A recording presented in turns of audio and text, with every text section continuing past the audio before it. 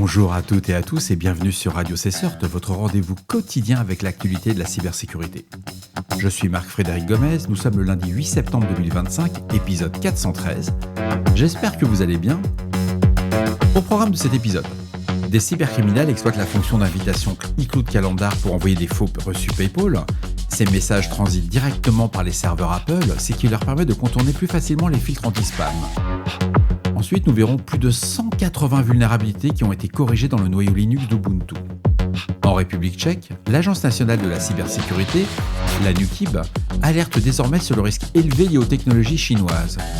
Au Venezuela, le président Nicolás Maduro a présenté un Huawei Mate X6 offert par Xi Jinping qu'il a décrit comme un téléphone impiratable par les services américains.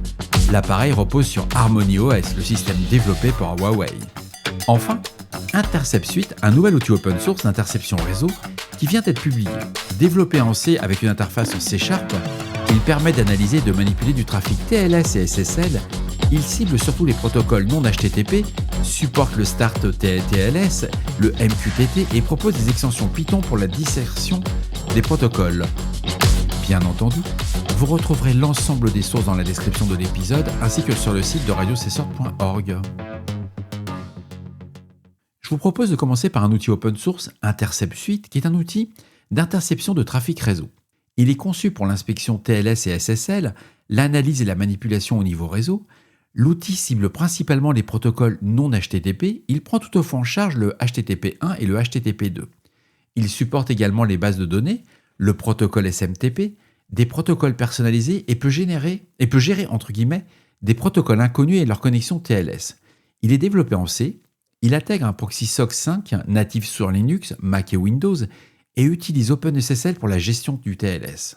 L'interface graphique est développée en C#, des extensions en Python permettent la dissection des protocoles. Il faut savoir que Intercept Suite prend en charge les mises à niveau TLS comme Start TLS et des transitions personnalisées. Il permet aussi l'interception de protocoles en clair évoluant vers TLS. Il supporte aussi certains protocoles IoT tels que le MQTT.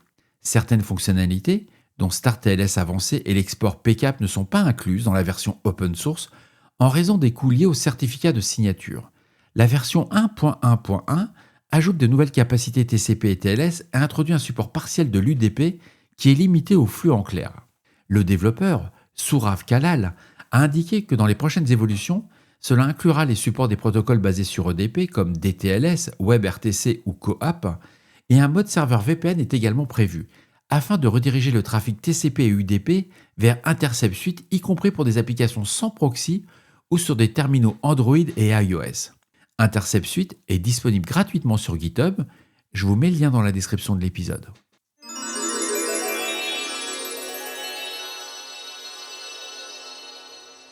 On a appris que le 1er septembre 2025, le président vénézuélien Nicolás Maduro a présenté un smartphone Huawei Mate X6 qu'il a déclaré avoir reçu en cadeau du président chinois Xi Jinping.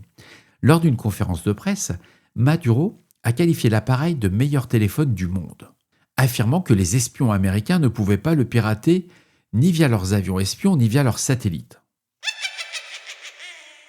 Le Mate X6 fonctionne sous Harmony OS, développé par Huawei, qui conçoit à la fois le matériel et le système d'exploitation. Cette intégration peut compliquer certaines attaques en réduisant l'accès aux outils publics ou exploits disponibles pour des plateformes plus répandues comme Android ou iOS. Cependant, l'absence de recul global et la jeunesse d'Harmony OS peuvent introduire des failles de conception ou d'implémentation. Des acteurs étatiques disposant de ressources avancées peuvent aussi identifier et exploiter de nouvelles vulnérabilités. Alors, le déploiement fragmenté des correctifs reste aussi un facteur aggravant, malgré les promesses de mise à jour régulières. Souvenez-vous, en mars 2014, les révélations d'Edward Snowden avaient mis en lumière une campagne américaine d'espionnage ciblant la Chine et Huawei. L'opération Chot Giant, lancée en 2009 par la NSA, visait notamment à infiltrer l'entreprise. Et selon le Der Spiegel et The Time, l'agence avait obtenu la liste de 1400 clients, des documents de formation interne ainsi que des archives d'emails et le code source de Huawei. En exploitant le hub central de messagerie à Shenzhen, les communications de hauts dirigeants dont le PDG, Ren Zhengfei, avaient été interceptées. J'avoue que la lecture de cet article m'a fait penser que cette semaine va être un long lundi, comme dirait mon ami Garfield.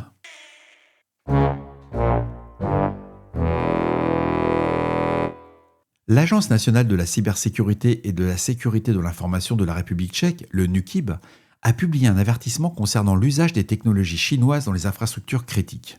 L'agence demande aux organisations de ce secteur d'éviter l'utilisation de technologies chinoises et le transfert de données d'utilisateurs vers des serveurs situés en Chine. Elle précise que ces pratiques constituent une menace de cybersécurité significative et ne doivent être tolérées qu'avec des justifications sérieuses. La NUKIB a réévalué son estimation du risque lié à la Chine et l'a désormais classé à un niveau élevé. Indiquant une probabilité importante de survenue, l'agence rappelle que les fournisseurs de solutions technologiques peuvent influencer le fonctionnement des infrastructures critiques et accéder à des données sensibles, ce qui rend la confiance envers les fournisseurs essentielle. Alors, la NUKIB indique avoir confirmé des activités malveillantes d'acteurs chinois comme contre la République tchèque, citant notamment une campagne récente d'APT31 contre le ministère des Affaires étrangères. Elle souligne également que les autorités chinoises disposent d'un accès aux données stockées par des fournisseurs de services cloud privés opérant dans le pays. L'avertissement couvre aussi les équipements destinés au grand public. C'est ça la particularité pourquoi j'ai retenu cet article. C'est que l'agence, en plus de conseiller les entreprises, l'équivalent des OIV en France, elle va prévenir le grand public comme quoi les smartphones, les caméras IP, les voitures électriques, les modèles de langage d'IA, les dispositifs médicaux et les convertisseurs photovoltaïques fabriqués par des constructeurs chinois, tous ces équipements sont jugés à risque car susceptibles de transférer des données sensibles vers l'infrastructure chinoise d'État. Toutes les entités soumises à la loi tchèque sur la cybersécurité, incluant l'énergie, les transports, la santé, l'administration publique et les services financiers, doivent intégrer cette menace dans leur analyse de risque et appliquer les mesures de sécurité appropriées. C'est un point de vue vraiment intéressant et que cet avertissement n'impose pas d'interdiction générale au grand public, mais recommande tout de même aux citoyens de prendre en compte ce bulletin dans leur choix technologique pour leur équipement personnel qui va jusqu'à la voiture.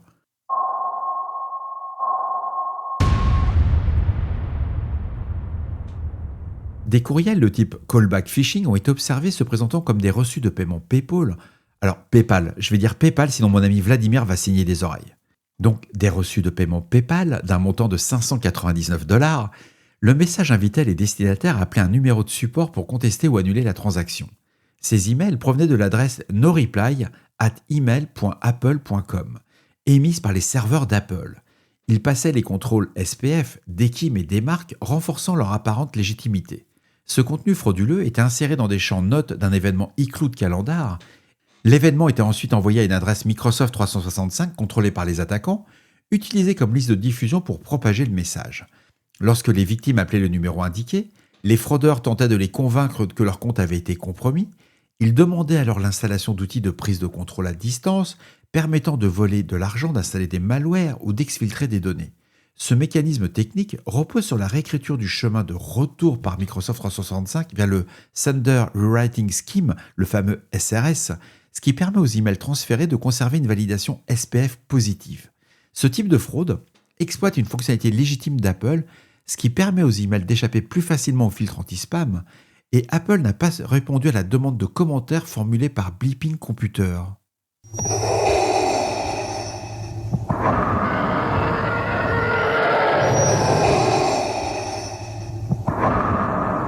La NSSI a publié à travers un avis de sécurité du CERT-FR, le bulletin CERT-FR 2025 AVI 758, de multiples vulnérabilités ont été découvertes dans le noyau Linux d'Ubuntu. Les systèmes concernés sont les Ubuntu 14.04 ESM, les 16.04 ESM, les 20.04 ESM, les 22.04 LTS et les 24.04 LTS. Les risques incluent une exécution de code arbitraire à distance, des dénis de service, atteinte à la confidentialité et à l'intégrité des données, ainsi que le contournement de politiques de sécurité. Au total, ce sont plus de 180, oui vous avez bien entendu, 180 CVE qui ont été référencés. C'est plus que le patch Tuesday, hein. Donc on a 180 CVE quand même. Hein. Les correctifs correspondants sont disponibles dans les bulletins de sécurité d'Ubuntu qui ont été publiés entre le 28 et le 3 septembre 2025. Bref, vous l'aurez compris, on ne réfléchit pas, on patch son Ubuntu. Et voilà, cet épisode de Radio Cessor du lundi 8 septembre touche à sa fin. J'espère qu'il vous apportera des informations claires et utiles. D'ici là, restez vigilants, surveillez vos systèmes, et surtout, on ne réfléchit pas, on patch. On se retrouve demain pour un nouvel épisode. Prenez soin de vous. Je vous embrasse très fort.